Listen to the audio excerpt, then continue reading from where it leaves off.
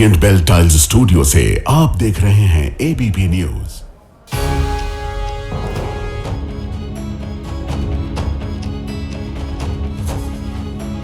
नमस्कार, मैं हूं प्रतिमा मिश्रा। आज दिन की बड़ी खबरों के साथ आइए शुरू करते हैं भारत की बात। शुरुआत उन खबरों से जिन पर विस्तार से करेंगे चर्चा। क्या दिल्ली वाले अपने घरों में भी सुरक्षित नहीं हैं? लक्ष्मी नगर में कारोबारी से मारपीट के बाद ये सवाल खड़ा हो गया है। कारोबारी के साथ ऐसा क्या हुआ है, हम आपको दिखाएंगे। 5 से 6 गुंडों ने कारोबारी के परिवार को पीटा। आम आदमी पार्टी ने नीली जैकेट पहने आरोपी का बीजेपी नेताओं से कनेक्शन बता दिया। तस्वीरों की हकीकत क्या है, ये हम आपको बताएंगे। उत्तराखंड की अंकिता भंडारी याद होगी आपको। अंकिता को इंसाफ के लिए देवभूमि में एक बार फिर प्रदर्शन हो रहे हैं। इस केस का वीआईपी कनेक्शन क्या है, ये खबर आपके लिए होगी। और हर दिन की तरह रात 8:30 बजे आप मेरे साथ देखेंगे स्पेशल रिपोर्ट ओवैसी फायर। तो आइए शुरुआत करते हैं। और आज सबसे पहले बात दिल्ली पुलिस के सामने लात घूसे और गालियां खाते राजधानी के लॉ एंड ऑर्डर की करेंगे। पूर्वी दिल्ली के लक्ष्मी नगर इलाके में एक फल कारोबारी के साथ जानलेवा मारपीट की गई। इस घटना के अलग अलग 3 सीसीटीवी फुटेज सभी के सामने है। कारोबारी राजेश गर्ग, उनकी पत्नी और बेटे को 5 से 6 गुंडों ने बड़ी ही बेरहमी के साथ पीटा। अक्सर हम मारपीट की ऐसी घटनाओं को हल्के में ले लेते हैं, ऐसी खबरों पर ज्यादा गंभीरता नहीं दिखाते। गुंडे और मारपीट का नाम सुनकर ही आगे बढ़ जाते हैं, लेकिन आज आप ऐसा बिल्कुल भी मत कीजिएगा। इस खबर को पूरी गंभीरता के साथ देखिएगा, क्योंकि दिल्ली में जो हुआ है वो किसी के भी परिवार के साथ कभी भी और कहीं भी हो सकता है। आज राजेश गर्ग और उनके परिवारों को पीटा गया है, कल को किसी दूसरे इलाके में किसी और परिवार को पीटा जा सकता है। आपकी जानकारी के लिए बता दें कि राजेश गर्ग कोई छोटे मोटे व्यक्ति नहीं है, बल्कि वो भी दिल्ली के हाई प्रोफाइल इलाके में फलों का कारोबार करते हैं। मतलब ये कि छोटा हो या बड़ा, दिल्ली में कोई भी नागरिक सुरक्षित नहीं है। हम ऐसा इसलिए कह रहे हैं क्योंकि जिस दिल्ली पुलिस पर नागरिकों की सुरक्षा का जिम्मा है, वो खुद गुंडों के सामने डरी और सहमी नजर आ रही है। इसके वीडियो सबूत आपको दिखाने से पहले इस परिवार के साथ कैसी हैवानियत हुई है, उसकी कुछ संवेदनशील जानकारी आप तक पहुंचाना बेहद जरूरी है। 5 से 6 हमलावरों ने पहले घर के गेट पर थार से टक्कर मारी। इसके बाद घर के बाहर खड़े कारोबारी राजेश गर्ग और उनकी पत्नी को बुरी तरह से पीटा। राजेश गर्ग के कपड़े उतारकर पीटा गया। बाद में उनके बेटे को घर से बाहर घसीट कर लाया गया। बेटे को सड़क पर लिटाकर उसके कपड़े उतारकर उस पर बेरहमी के साथ लात घूसे और चप्पल जूते बरसाए गए। हैरान करने वाली बात यह है कि पुलिस के सामने भी ये मुट्ठी भर गुंडे पीड़ित परिवार को गालियां दे रहे हैं, धमका रहे हैं। ये रिपोर्ट देखिए। वैसे तो इस वारदात के 3 सीसीटीवी वीडियो हैं। तीनों में से 2 मिनट 56 सेकंड का ये वीडियो दिल्ली वालों के लिए देखना बेहद जरूरी है।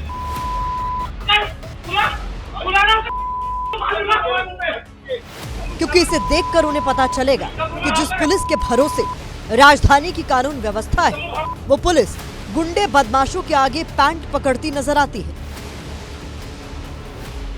वीडियो में आप देख ही रहे हैं कि पुलिस वाले पीड़ित को पैंट पहना रहे हैं। गुंडे बदमाश पुलिस वालों के सामने सीना ताने खड़े हैं। वीडियो सीक्वेंस के हिसाब से देखें तो पहले गुंडे राजेश गर्ग के बेटे को बाहर घसीट कर लाते हैं, सड़क पर लिटाकर उसकी पैंट उतार देते हैं, फिर उसे गाली देते हुए लात घूसों और जूतों से मारते हैं। वीडियो के इस हिस्से का सिलसिलेवार ब्यौरा बाद में देंगे। पहले वीडियो में पुलिस की एंट्री पर बात करते हैं। तो जब ये 5 से 6 गुंडे, जिनकी पहचान सतीश यादव, शुभम यादव, ओमकार यादव और पिंटू यादव के तौर पर हुई है, कारोबारी के बेटे को सड़क पर लिटाकर बुरी तरह पीट चुके होते हैं, 2 पुलिसकर्मी बाइक पर पहुंचते हैं। पीछे बैठा पुलिसकर्मी बाइक से उतरते ही पूछता है। इसके बाद वो युवक की पैंट उठाकर उसे पहनने के लिए देता है। बदमाशों में दिल्ली पुलिस का डर देखिए। इसी दौरान एक आरोपी पीड़ित युवक को खींचता है और गालियां देता है, गालियां देता रहता है।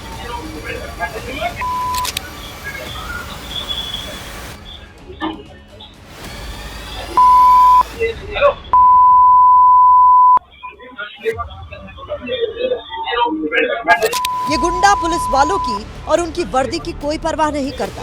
पुलिस वाले भी उसके खिलाफ सख्ती बरतने की बजाय बेहद आराम से बातचीत करते हैं, जैसे वो भी उनसे डर रहे हैं।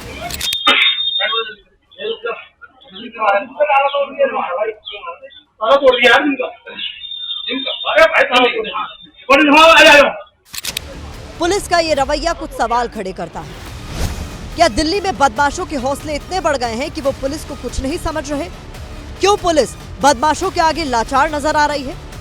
उसकी मौजूदगी में भी वो पीड़ित को धमका कैसे रहे हैं? क्यों पुलिस ने मौके पर आकर बदमाशों के खिलाफ सख्ती नहीं दिखाई? सख्ती बरतने के बजाय वो आरोपियों से बातचीत करते रहे।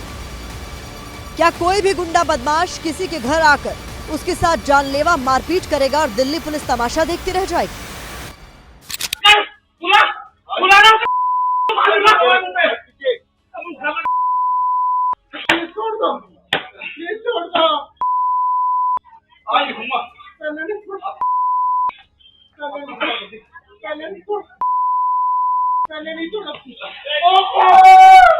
मेरे साथ भी मारपीट की। मैं अपने हस्बैंड को बचा रही थी, तो जब मैं हस्बैंड को बचा रही थी तो लोगों ने पहली बात तो गाड़ी से उतरते ही उन्होंने मेरे को मारना शुरू कर दिया।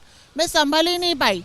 उन्होंने इतना, उसके बेटे ने, विकास यादव ने, मुझे चाटे मारे, मेरे को बालों से खींच लिया, पूरे बाल मेरे, अभी तक मेरे सर में दर्द हो रहा है। उसके बाद मेरे को लात से मार के वहाँ धक्का गिरा दिया, गलत जगह पे हाथ लगाया उन लोगों ने मेरे, और मेरे को वहाँ गिरा दिया। मेरे हस्बैंड को मार के यहाँ गिराया इस जगह। सुना आपने, देश की राजधानी में बदमाशों की हिम्मत कितनी बढ़ गई है। अगर दिल्ली में यह हाल होगा तो देश के दूसरे राज्यों की कानून व्यवस्था का तो क्या ही हश्र होगा।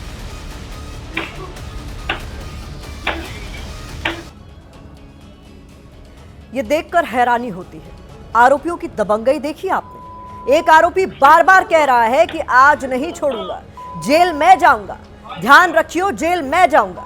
सोचिए, दिल्ली में एक उच्च वर्ग वाले परिवार के साथ इतना सब कुछ हो गया। 2 जनवरी को यह वारदात हुई। अब तक पुलिस सिर्फ एक ही आरोपी को गिरफ्तार कर पाई है, बाकी हमलावर फरार है। क्या दिल्ली पुलिस कमिश्नर इस पर कोई जवाब देंगे? लेकिन यह सिर्फ एक परिवार के साथ मारपीट नहीं है, बल्कि इन हमलावरों ने दिल्ली की सुरक्षा व्यवस्था पर लात घूंसे बरसाए। इन हमलावरों ने दिल्ली पुलिस के इकबाल को जूते चप्पल से पीटा है। इन गुंडों ने दिल्ली पुलिस के सिस्टम को थार से टक्कर मारकर घायल कर दिया। अब आपके मन में सवाल होगा कि ये सब हुआ क्यों? इस मारपीट और बेरहमी का कारण क्या है, वो भी देख लीजिए। सीसीटीवी फुटेज के हिसाब से इस मारपीट की शुरुआत इस वीडियो के साथ होती है। 5 से 6 बदमाश तेज रफ्तार कार से राजेश गर्ग के घर के गेट पर टक्कर मारते हैं। टक्कर मारने के बाद गाली देते हुए नीचे उतरते हैं और गेट पर खड़े राजेश गर्ग और उनकी पत्नी को पीटने लगते हैं। बड़ी बेरहमी के साथ पति पत्नी को सड़क पर गिरा कर पीटते हैं।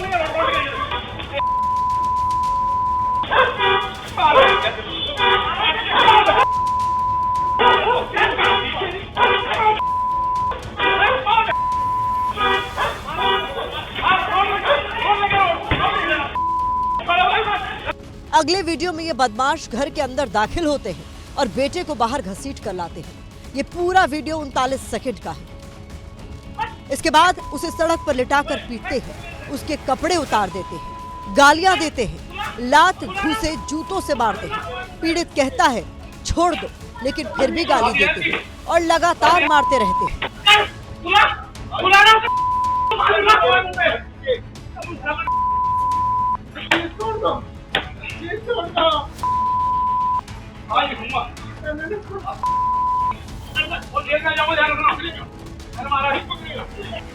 जिस परिवार के साथ इन गुंडे बदमाशों ने मारपीट की, उस परिवार में 10 दिन बाद शादी थी।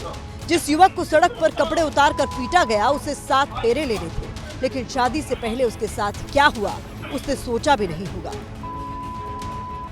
हार से तमाम जो बदमाश हैं वो आते हैं और उसके बाद इसी जगह पर टक्कर मारते हैं। और आप देख भी सकते हैं कि जो गाड़ी का कुछ पार्ट है वो यहाँ आपको टूटा हुआ दिखेगा। ये देखिए, यहाँ पर टक्कर मारी जाती है और टक्कर मारने के बाद ये तोड़ दिया जाता है। और ये जिम है जहाँ पर रीता जी अपने हस्बैंड और अपने बेटे बासु के साथ खड़े होते हैं और उसके बाद उनकी पिटाई करने लगते हैं। बताया जाता है कि पीड़ित पक्ष ने आरोपियों को अपने घर का बेसमेंट जिम चलाने के लिए दिया था। ये काम प्रॉफिट शेयरिंग पर शुरू किया गया था। अब आरोपों के मुताबिक ये जिम के मुनाफे का हिस्सा शेयर करने के बजाय पूरे घर पर कब्जा करने की कोशिश में थे। इन्होंने से जो पिंटू यादव है वो आया गाड़ी से अचानक और मेरे को धक्का दिया उन्होंने और मेरे को पहले 2-4 मुक्के मारे, फिर उन्होंने धक्का देकर मेरे को सीढ़ी के बल गिरा दिया, सीढ़ी के बल नीचे गया। हमारे एक घर के सामने जो उसका रेजिडेंस भी नहीं है, सिर्फ जिमी तो चला रहा था, उसकी 5 गाड़ियां खड़ी है, हम अपनी गाड़ी नहीं खड़ी कर सकते। कहता है अगर पार्किंग कर दो, अगर आपको गाड़ी खड़ी करनी है तो 50,000 पार्किंग लूंगा मैं आपसे। फिलहाल इस पूरी घटना से दिल्ली पुलिस सवालों के घेरे में। चंद टपोरी छाप गुंडे किसी के घर में घुसकर उस पर जानलेवा हमला कर देंगे। कोई पुलिस नाम की व्यवस्था यहाँ काम करती है या फिर सब कुछ भगवान भरोसे है? इस घटना के बाद कारोबारी का बेटा इतना डर गया है कि घर छोड़कर चला गया है। अब राजधानी के ये हालात देखकर लोग क्या कह रहे हैं, अपनी सुरक्षा को लेकर किस तरह की बातें उनके बीच में हो रही है, वो भी आप जान लीजिए। लोग इस तरीके की बातें कर रहे हैं कि बताओ, दिल्ली में आदमी अपने घर में भी सुरक्षित नहीं है। ये गुंडे बदमाश दिल्ली पुलिस से नहीं डरते। हद है, पुलिस वाले मौकाए वारदात पर खड़े होकर बदमाशों से बात कर रहे हैं। क्या घर और क्या बाहर, अब तो हर जगह दहशत सी है। इस बीच आम आदमी पार्टी के विधायक संजीव झा ने घटना पर एक पोस्ट किया। पोस्ट में उन्होंने लिखा है कि दिल्ली पुलिस की मौजूदगी में भी आरोपी बेखौफ खड़े रहे और पीड़ित की पिटाई जारी रही। सवाल यह है कि क्या राजनीतिक रसूख के दम पर अपराधियों को संरक्षण मिलता है? क्या यही है कानून और व्यवस्था का चेहरा? संजीव झा ने नीली जैकेट वाले एक आरोपी के कुछ फोटो शेयर किए हैं। इसके साथ उन्होंने लिखा है कि सीसीटीवी में नीली जैकेट में ओंकार यादव साफ नजर आ रहा है, जो खुद को बीजेपी और आरएसएस का नेता बताता है और सोशल मीडिया पर बड़े नेताओं के साथ तस्वीरें डालकर दंबई दिखाता रहता है। जिस प्रकार की रोज रेड की घटनाएं आ रही हैं, इंसान के अंदर ये भी एक आ रहा है कि जो एक व्यक्ति के अंदर जो कहते हैं ना कि गुस्सा जो भर रहा है, वो किन कारण से, इसके लिए भी एक मुझे लगता है कि इस पे आत्ममंथन करने की जरूरत। दिल्ली में जो कानून की व्यवस्था है, वो एक समय में दिल्ली पुलिस जो है देश के एक आदर्श पुलिस मानी जाती थी, वो पिछले कुछ दिनों से बिल्कुल टूटता जा रहा है। और वो इसलिए है क्योंकि हमारे जो गृह मंत्री हैं, जिनके हाथ में बागडोर है दिल्ली पुलिस की, उनका जो एक तौर तरीका है काम करने का कि केवल प्रदर्शित करते रहो, बातचीत करते रहो, जमीन पर कोई काम ना करो। इससे ये जो दिल्ली की हालत आज बहुत बद से बदतर होती जा रही है, इसमें सीधे सीधे मैं गृह मंत्री को जिम्मेवार समझता हूँ। आइए अब अपनी दूसरी खबर का रुख करते हैं। जब से सुप्रीम कोर्ट ने कुलदीप सिंह सेंगर को झटका देते हुए उन्नाव रेप केस की पीड़िता को न्याय दिया है, तब से उत्तराखंड की बेटी अंकिता भंडारी के लिए भी न्याय की मांग तेज हो गई है। उत्तराखंड में जगह जगह अंकिता भंडारी को न्याय दिलाने के लिए प्रदर्शन हो रहा है। उत्तराखंड की बेटी के लिए हजारों लोग सड़कों पर उतरे हुए हैं। आज अल्मोड़ा में कांग्रेस ने प्रदर्शन करते हुए अंकिता भंडारी केस की जांच सीबीआई से कराने की मांग की। आज ही अल्मोड़ा के सल्ट विधानसभा क्षेत्र में अंकिता भंडारी को न्याय दिलाने के लिए न्याय यात्रा निकाली गई। लोगों ने सीबीआई से जांच कराने की मांग करते हुए गुनहगारों के लिए फांसी की मांग की। उत्तराखंड की ठंडी वादियों में हो रहे इन प्रदर्शनों ने राज्य की सियासत को गरमा दिया है, क्योंकि हर दिन अंकिता के लिए न्याय की आवाज बुलंद हो रही है। प्रदर्शनकारी पोस्टर और बैनर लेकर नजर आए, जिस पर लिखा था, अंकिता को न्याय दो और नहीं अब देर करो, मुख्यमंत्री को घेर लो। असली दोषी कौन है जो दिल्ली में मौन है? अंकिता भंडारी के हत्यारों को फांसी दो। पोस्टर और बैनर पर लिखा हुआ है, मैं भी अंकिता। अंकिता हम शर्मिंदा हैं।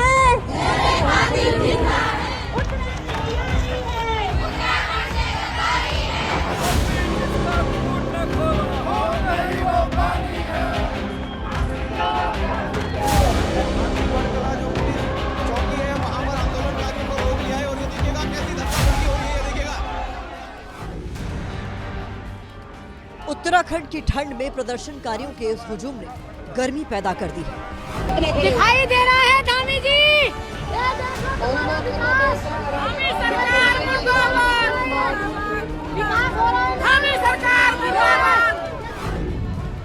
देहरादून में सीएम आवास के बाहर से लेकर अल्मोड़ा तक बस एक ही आवाज सुनाई दे रही है, अंकिता के हत्यारों को फांसी दो, मामले की जांच सीबीआई से कराओ।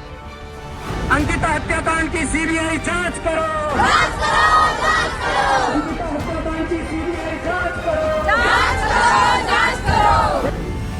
साल 2022 में हरिद्वार के पास वनंतरा रिजॉर्ट में कथित बलात्कार के बाद अंकिता भंडारी की हत्या कर दी गई थी। मामले की जांच एसआईटी ने की। दोषियों को कोर्ट ने उम्र कैद की सजा भी सुना दी, लेकिन एक बार फिर यह मामला गरमाया हुआ। अल्मोड़ा में कांग्रेस ने अंकिता के लिए न्याय की आवाज उठाई और जमकर सरकार के खिलाफ नारेबाजी की। उसको न्याय मिलना चाहिए हमारी उस बेटी को।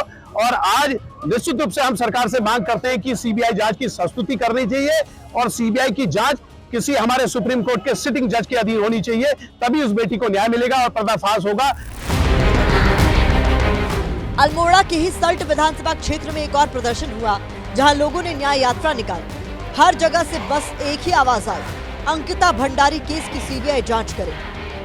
जिसका खून न खोलो, खून नहीं वो पानी है। जो भी लोगों के नाम ले गया उनके खिलाफ सख्त कार्रवाई होनी चाहिए, उनसे सख्त पूछताछ होनी चाहिए, ताकि सफेद दूध पानी का पानी हो सके और ऐसे सफेद पोस्ट नेता जेलों की सलाखों के पीछे जाए जो उत्तराखंड की बेटियों के लिए इतना गंदा विचार और इतनी गंदी भावना रखते हैं।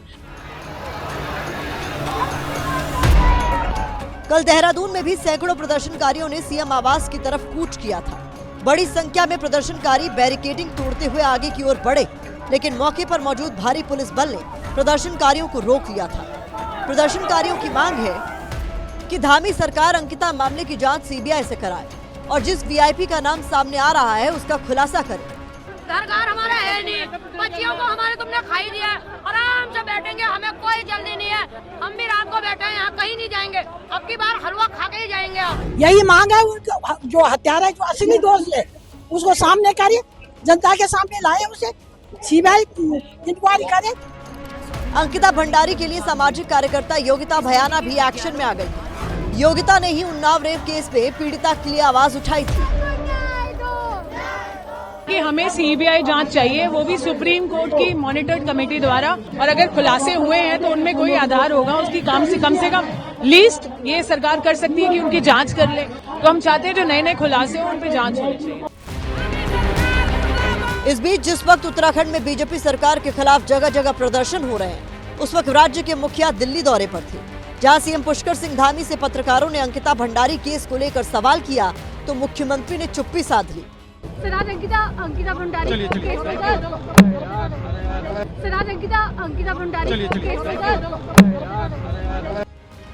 हाल ही में सोशल मीडिया पर एक वीडियो वायरल हुआ था, जिसमें दावा किया गया था कि अंकिता हत्याकांड में एक वीआईपी शामिल है। इन दावों के सामने आने के बाद कांग्रेस ने प्रदर्शन तेज किए हैं, जिस पर पुलिस ने कहा है कि मामले में कोई वीआईपी शामिल नहीं है। अंकिता भंडारी को न्याय दिलाने के लिए कांग्रेस जगह जगह प्रदर्शन कर रही है। दूसरी ओर बीजेपी ने भी कांग्रेस के खिलाफ मोर्चा खोल रखा है। हरिद्वार में बीजेपी कार्यकर्ताओं ने कांग्रेस का पुतला जलाया। बीजेपी कार्यकर्ताओं ने पोस्टर पर लिखा था, कांग्रेस सबूत दिखाओ, दिवंगत बेटी को मत सताओ। बीजेपी कार्यकर्ताओं ने कांग्रेस मुर्दाबाद के नारे लगाए। इस बीच सीबीआई जांच में हो रही देरी को लेकर बीजेपी के एक स्थानीय नेता अरविंद सिंह तोमर ने पार्टी से इस्तीफा दे दिया है। अब एक बार फिर यह मामला गरमाया है तो सियासी वार पलटवार भी शुरू हो गया है।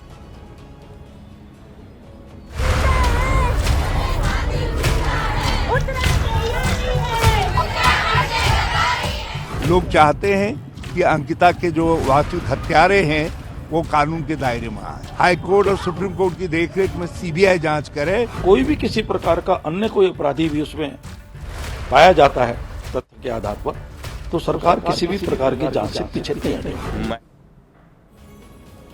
अब तीसरी खबर का रुख करते हैं, जो यूपी की राजनीति से जुड़ी हुई है। आज यूपी के सीएम योगी आदित्यनाथ दिल्ली में हैं। सीएम योगी ने यहां पीएम मोदी से मुलाकात की है। बीजेपी के राष्ट्रीय कार्यकारी अध्यक्ष नितिन नबीन से मिले हैं। इसके अलावा उन्होंने जेपी नड्डा और गृह मंत्री अमित शाह के साथ भी बैठक की है। माना यह जा रहा है कि इन मुलाकातों में 27 के चुनावी रण के मद्देनजर अखिलेश यादव के पीडीए दांव को फेल करने की रणनीति बनाई गई है।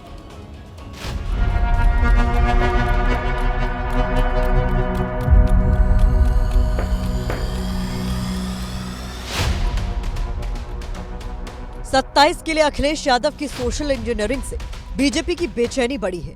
इस पर पार्टी विधायकों के ब्राह्मण भोज ने भी जाति की राजनीति वाली पिच पर पार्टी को टेंशन दी है। इन समीकरणों को साधने और अखिलेश यादव के जाति काट का जवाब देने के लिए यूपी में मंत्रिमंडल विस्तार पर चर्चा चल रही है। सूत्रों से खबर है कि आधे घंटे चली मीटिंग में पीएम मोदी और सीएम योगी के बीच मंत्रिमंडल विस्तार पर चर्चा हुई है। मंत्रिमंडल विस्तार में क्षेत्रीय और सामाजिक समीकरणों को साधने के विषय पर बात हुई है। इसके अलावा वोट शुद्धिकरण पर भी दोनों के बीच बातचीत हुई। जिस दिन सीएम योगी दिल्ली में थे, उसी दिन डिप्टी सीएम ब्रजेश पाठक ने भी दिल्ली में राष्ट्रीय कार्यकारी अध्यक्ष नितिन नबीन से मुलाकात की। इस मुलाकात को पार्टी के ब्राह्मण भोज से जोड़कर देखा जा रहा है।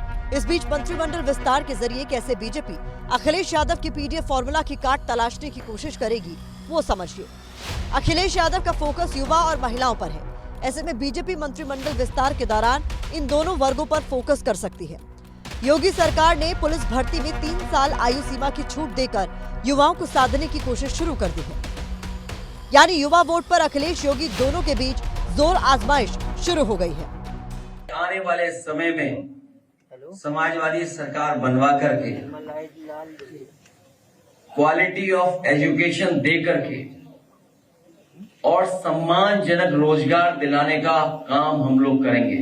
कोई कल्पना कर सकता है कि केवल उत्तर प्रदेश में इन 8.5 वर्ष में 9.25 लाख नौजवानों को सरकारी नौकरी बिना भेदभाव के प्राप्त हुई है। इसके अलावा जैसे अखिलेश यादव ने पीडीए के साथ ब्राह्मण क्षत्रियों को साधने के लिए सोशल इंजीनियरिंग की रणनीति अपनाई है, हिंदुत्व का दाव चला है। इसकी काट में बीजेपी की तरफ से पूजा पाल, मनोज पांडे जैसे ब्राह्मण चेहरों की टीम योगी में एंट्री हो सकती है। देखिए, बीजेपी अपना मंत्रिमंडल बदले, अपना मुख्यमंत्री बदले, अपना उप मुख्यमंत्री बदले या किसी को बदले, पीडीए से तो डरे हुए लोग हैं ये, क्योंकि पीडीए ने 2024 में हाफ किया है, 27 में साफ करेगा। यानी बीजेपी धर्म और जाति दोनों मोर्चों पर समाजवादी पार्टी को पटकनी देने की कोशिश में जुट गई है। पहले इस बात की संभावना थी कि जब नया प्रदेश अध्यक्ष आ जाएगा उसके बाद मंत्रिमंडल का विस्तार होगा। अब पंकज चौधरी नए प्रदेश अध्यक्ष आ गए हैं, उनको आए हुए थोड़ा वक्त भी बीत चुका है और अब चुनावी साल भी शुरू हो गया है, तो बीजेपी अपने सामाजिक समीकरण के पत्ते नए तरीके से समेटने की कोशिश करेगी।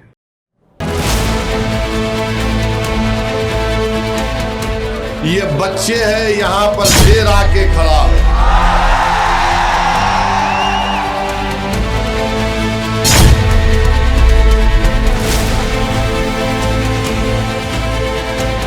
दूसरी बात अभी खत्म नहीं हुआ मोदी के ऊपर। मौलाना 19 बच्चे पैदा किए। मौलाना मैं हार गया 6 में, आप 19 में कामयाब। और ये जो खुलेआम बोलते हैं मुझे 6 है, मुझे 8 है, मुझे 10 है, मुझे 19 है, इनको इस देश से उठा के पाकिस्तान भेज देना चाहिए। कान खोल कर सुन लो,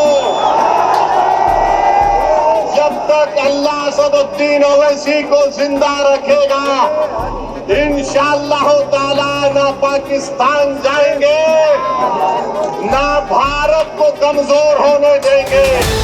लगाओ नारा, नारे तकबीर। ओवैसी फायर है और ऐसे फायर हैं कि प्रधानमंत्री मोदी से लेकर महाराष्ट्र के सीएम देवेंद्र फडणवीस तक को घेर रहे हैं और हिंदू मुसलमान वाली राजनीति को गर्म कर रहे हैं।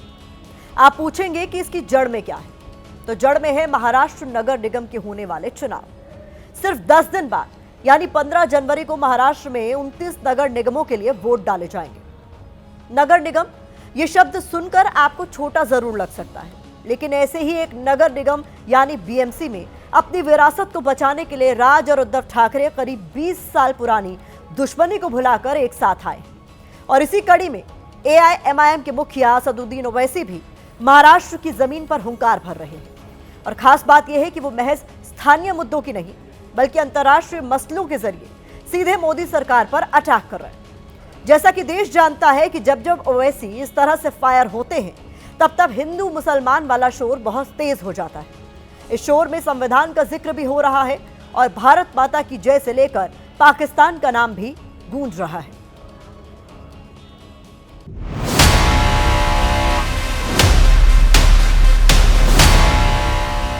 मैं सभी हिंदुओं को आग्रह करूंगी कि ये 19 बच्चे पैदा कर रहे हैं तो हम किमान 3 से 4 बच्चे ये हिंदुस्तान में हम सब हिंदू भाइयों ने, बहनों ने, हमने करना चाहिए। 4 नहीं 8 पैदा करो आप, कौन रोक रहा आपको?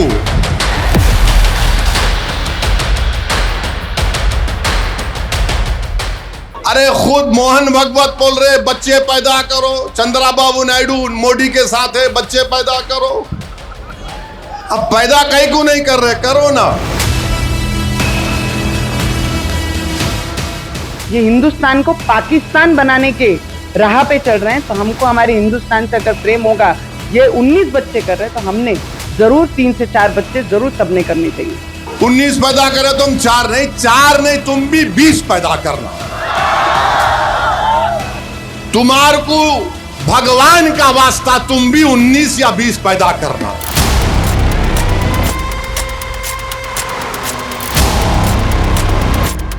अब क्या कहा जाए, असदुद्दीन ओवैसी जहां जिस चुनाव में जाकर तकरीरें पेश करने लगते हैं, उस चुनाव में एक अलग ही हवा बहने लगती है। अब लव के साथ जिहाद कैसे आता, बोलो आप?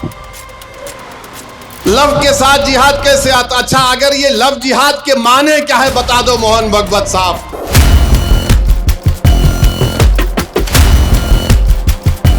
बयान सुनकर जो समझ रहे हैं वो ठीक ही समझ रहे हैं आप। इस बार सियासी बिसात महाराष्ट्र में बिछाई गई है, लेकिन चुनावी शोर सुनकर लग रहा है मानो लोकसभा चुनाव के लिए वार पलटवार का दौर चल रहा है। ये तो बताओ मोदी जी, अगर बांग्लादेश में किसी की मॉब लिंचिंग होती है तो आपको गुस्सा आता है, मगर महाराष्ट्र के जलगांव में जिस बच्चे को मारा गया था उसके ऊपर आपको गुस्सा क्यों नहीं आता मोदी जी, फडणवीस जी?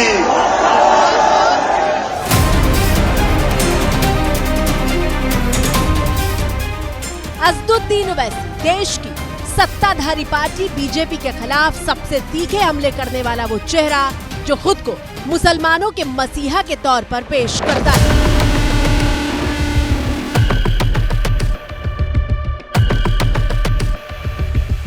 भारत की सबसे मजलूम अगर कोई अक़लियत है तो मुसलमान है। किसी से नाइंसाफी की जाती है तो मुसलमान है। किसी के बच्चे स्कूल में नहीं पढ़ते तो मुसलमानों के बच्चे स्कूल में नहीं पढ़ते। ओवैसी मुसलमानों के मसीहा है या नहीं, इस पर बहस हो सकती है, लेकिन उनकी लोकप्रियता पर किसी तरह का कोई सवाल खड़ा नहीं किया जा सकता। मियां मियां मियां भाई, मियां मियां मियां भाई, मियां मियां मियां भाई, अपन को बोलते मियां भाई। मियां भाई के नाम से मशहूर ओवैसी महाराष्ट्र से लेकर बिहार तक और यूपी से लेकर हैदराबाद तक जब भी भीड़ के बीच पहुंचते हैं, लोग उनकी एक झलक के लिए बेताब नजर आते हैं। इसी बात की नजीर महाराष्ट्र के अकोला में रविवार शाम को उस वक्त दिखाई दी जब भीड़ अचानक ओवैसी के मंच की तरफ बढ़ने लगी। आए थे, लोगों को बुलाए, तू सौ बुला ले, तू सौ बुला ले, तू सौ बुला ले। तुम्हारे को कोई बोले आओ बोल के, तुम क्यों आए? ये मोहब्बत है। नारे तकबीर।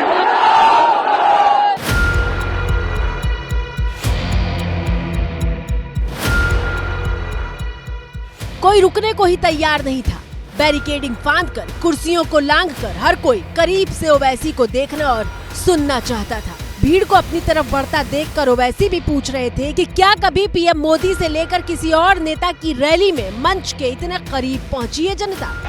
इतना करीब मोदी के रैली में आते कोई? अजीत पवार के रैली में आते, कांग्रेस के रैली में आते। लेकिन भीड़ नहीं संभली तो काबू करने के लिए पुलिस को लाठीचार्ज करना पड़ा। दरअसल ओवैसी के भाषणों का तेवर ही ऐसा होता है जिसे सुनकर माहौल में तापमान अपने आप बढ़ने लगता है।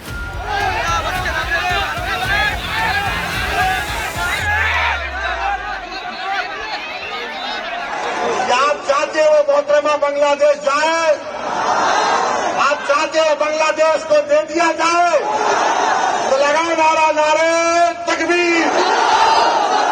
मोदी जी सुनो, ये आवाज आ रही है, लेके जाओ, उसको निकालो, उसको पहुंचाओ बांग्लादेश। चुनाव तो महाराष्ट्र नगर निगम का हो रहा है, मुद्दे भी वहाँ के होने चाहिए थे, लेकिन देखिए जब ओवैसी मंच पर पहुँचे तो कैसे। सबसे पहले वेनेजुएला पर अमेरिका ने अपनी फौज उतारकर राष्ट्रपति को ही कब्जे में ले लिया है, इसका जिक्र हुआ। वेनेजुएला में ट्रंप ने अपनी फौज को भिजाकर वहाँ के एक जमहूरी तौर पर मुंतखब शुदा सदर को एक मुल्क से, उसी के मुल्क से उठाकर अमेरिका लेकर चले गए। दरअसल ओवैसी वेनेजुएला का जिक्र करके प्रधानमंत्री मोदी को चुनौती देते हुए पूछ रहे थे कि देश के दुश्मनों को पाकिस्तान से घसीटकर हिंदुस्तान कब लाएंगे।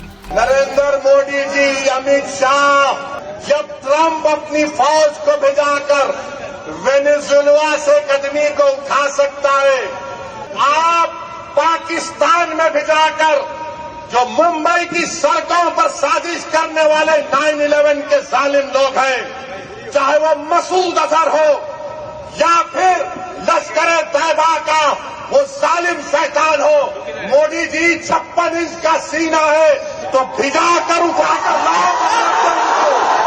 अगर ट्रम्प कर सकता है तो क्या आप कम है? ट्रम्प कर सकता है तो आपको भी करना पड़ेगा। दरअसल असदुद्दीन ओवैसी की पार्टी AIMIM महाराष्ट्र नगर निगम चुनाव में बड़े स्तर पर लड़ रही है। अकोला नगर निगम में ओवैसी 32 उम्मीदवार उतार चुकी है, जबकि अमरावती में 25।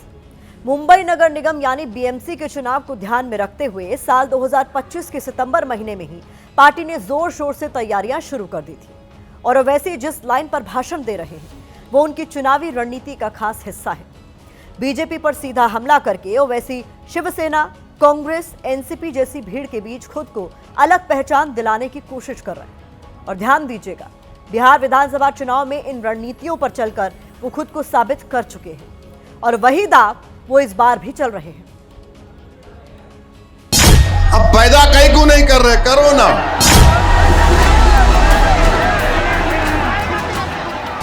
ओवैसी की रैलियों में बेशुमार भीड़ उमड़ रही है, लेकिन जुबानी टक्कर के मामले में बीजेपी के नेता और पूर्व सांसद नवनीत राणा कहीं से पीछे नहीं है। अमरावती की रैली में ओवैसी ने अपने बयानों से जवाब नवनीत राणा को ही दिया था। 19 पैदा करे तुम, 4 नहीं तुम भी 20 पैदा करना। तुम्हारे को भगवान का वास्ता, तुम भी 19 या 20 पैदा करना। असल में पिछले महीने नवनीत राणा ने मुस्लिम समाज को टारगेट करते हुए हिंदू भाई बहनों से अपील की थी कि वो ज्यादा से ज्यादा बच्चे पैदा करें। मैं सभी हिंदुओं को आग्रह करूंगी कि ये 19 बच्चे पैदा कर रहे हैं तो हम किमान 3 से 4 बच्चे ये हिंदुस्तान में हम सब हिंदू भाइयों ने, बहनों ने, हमने करना चाहिए। ये हिंदुस्तान को पाकिस्तान बनाने के राह पे चल रहे हैं तो हमको हमारे हिंदुस्तान से अगर प्रेम होगा, ये 19 बच्चे कर रहे हैं तो हमने जरूर 3 से 4 बच्चे जरूर सबने करने चाहिए। ओवैसी ने इस बयान का सिर्फ जवाब नहीं दिया, बल्कि मुद्दे को जनसंख्या से हटाकर बेरोजगारी की तरफ मोड़ दिया।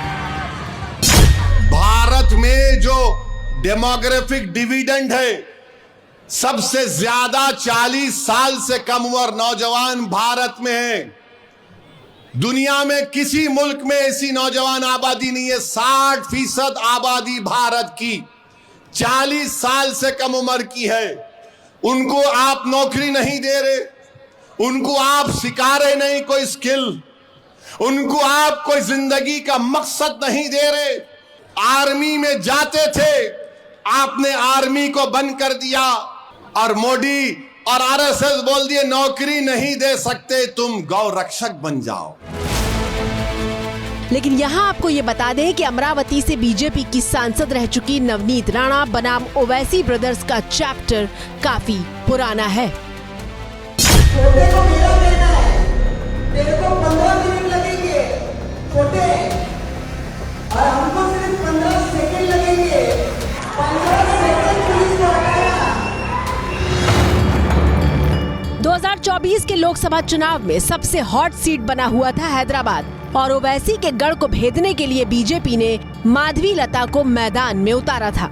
माधवी के प्रचार के लिए बीजेपी ने महाराष्ट्र के अमरावती से अपनी फायर ब्रांड नेता नवनीत राणा को हैदराबाद भेजा तो बयानों के ज्वालामुखी फूटने लगे थे।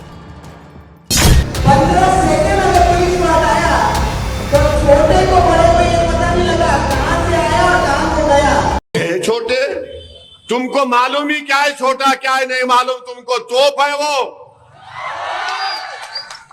बोर बच्चा है, सालार का बेटा है। बहुत मुश्किल से समझा के बिठाना पड़ता उनको, बहुत मुश्किल से। और उनको समझाने वाले का नाम असदुद्दीन ओवैसी है, किसके बाप को नहीं सुनने वाला है छोटा।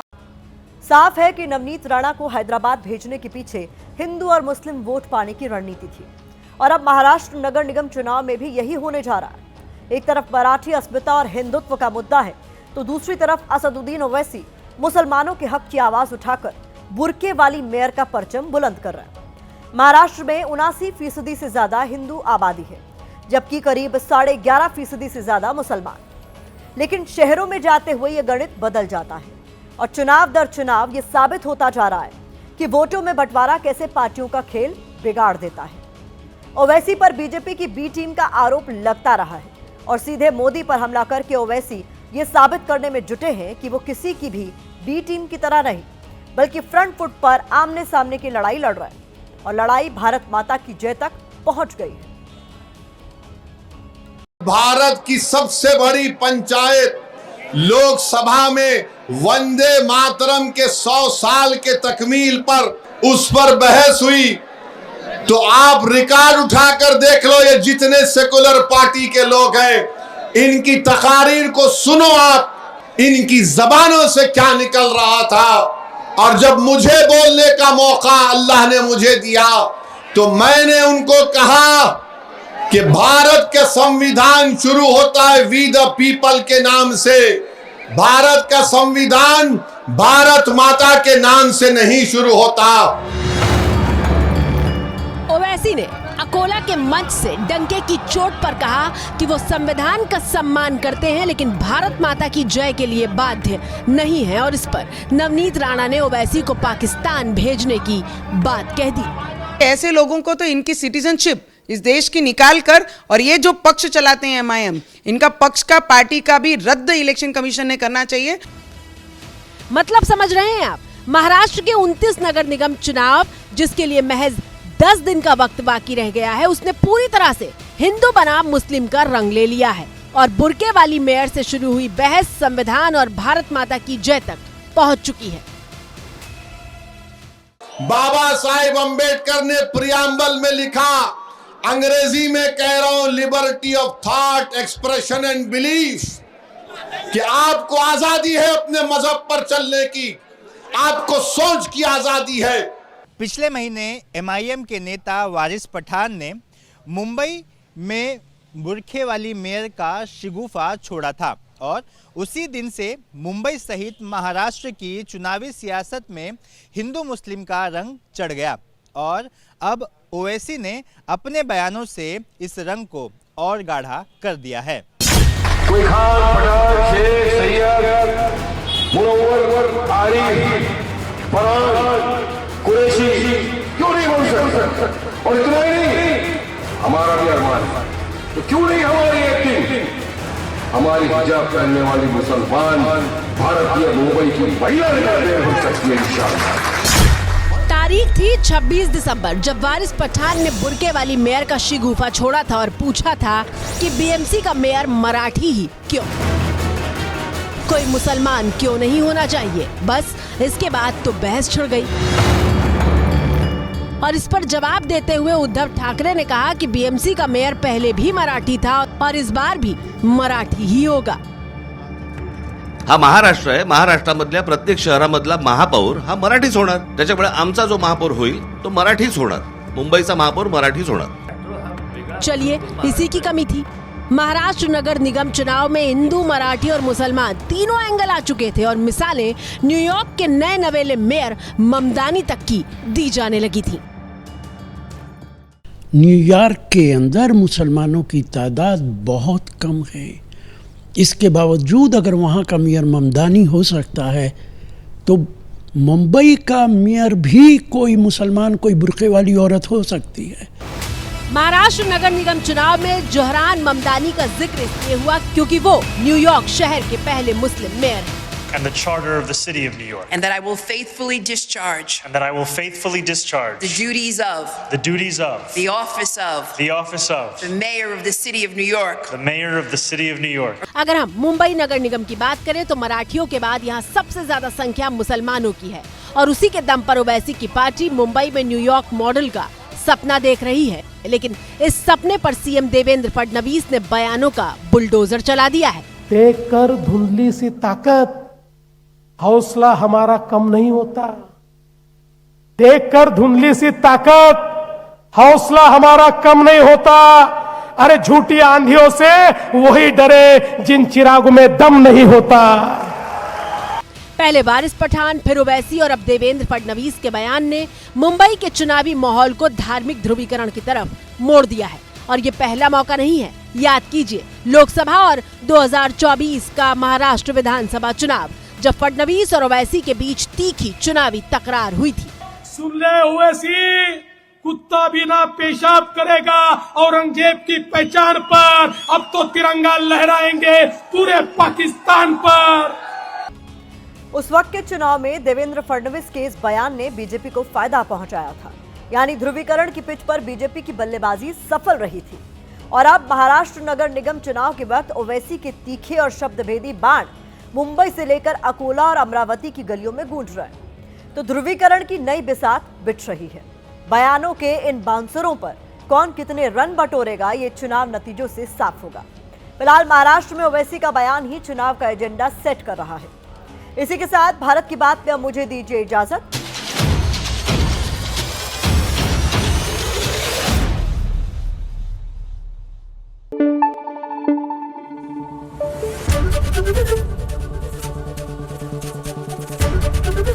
एबीपी न्यूज आपको रखे आगे।